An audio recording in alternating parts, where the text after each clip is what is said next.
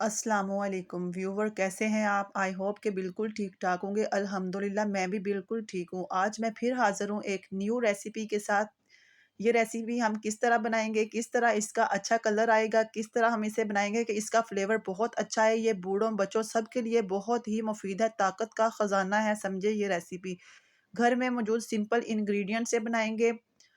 Video को बिना skip किए फुल वॉच कीजिएगा। स्टेप बाय स्टेप गाइड करूंगी कि किस तरह हम इसको बनाएंगे ये दानेदार और बहुत ही अच्छा इसका कलर आए।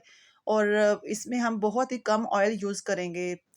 बनाना स्टार्ट करते हैं। बिस्मिल्लाहिर्रहमानिर्रहीम। एक मैंने ले लिया है प्रेशर कुकर। प्रेशर कुकर को मैंने रख दिया है चूल्हे पर, और अब हम इसमें ऐड करेंगे 2 टेबलस्पून भरकर घी।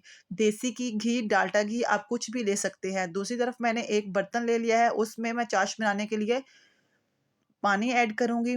जितना मेरे पास रेसिपी होगी उसके अकॉर्डिंग मैं इसमें पानी ऐड करूँगी। तो आज हम बना रहे हैं गंदम का दलिया। 1 कप मैंने गंदम का दलिया लिया है, तो 3 कप मैंने इसमें पानी ऐड किए हैं, और इसमें मैंने पौना कप शुगर ऐड की है। आप गुड़ भी ऐड कर सकते हैं, चीनी भी, जो आपको पसंद हो और जो अवेलेबल हो ईज़िली आप वो यूज़ कर सकते हैं।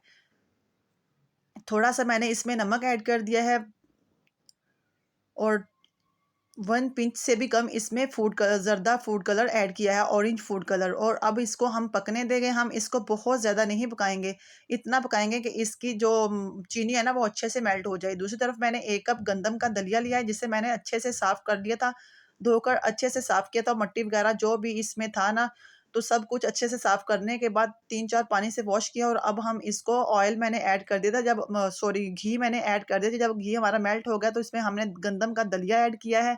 इसकी हम अच्छे से भुनाई करेंगे। जब अच्छा-सा कलर आ जाएगा और अच्छी-सी खुशबू आने लगेगी, तो जो हमने इसकी चाशनी बनाई है ना, वो इसमें हम ऐड कर देंगे।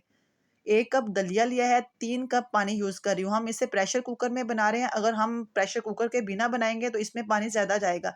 इसमें 6-7 कप पानी ज़्यादा जाएँगे, और मीडियम टू लो फ्लेम पर इसे हम पकने देंगे। तकरीबन आधा पौना घंटा लग जाएगा, लेकिन कुकर में इसको तकरीबन 5 से 7 मिनट लगेंगे और पक जाएगा। जब सीटी चलना स्टार्ट हो जाएगी तो इसे हम 5 मिनट के लिए पकाएँगे, और हमारा मज़ेदार सा दलिया बनकर हो गया है तैयार।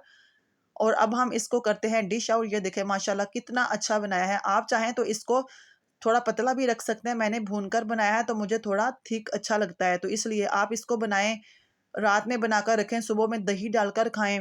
बहुत ही अच्छा और बहुत ही हेल्दी रेसिपी है। खुद खाएँ, बच्चों को खिलाएँ, और घर में अगर बुज़ुर्ग हैं तो उनको बनाकर दें। बहुत ही ताकत वाला और हेल्दी रेसिपी है ये।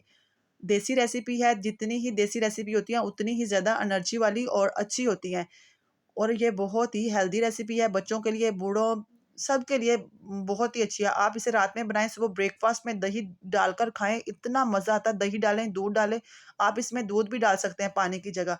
और अब मैं इसमें 1 टेबलस्पून या हाफ़ टेबलस्पून इसमें मैं देसी घी ऊपर से ऐड करूँगी, ताकि इसमें थोड़ी शाइन सी आए और देखने में बहुत अच्छा लगे।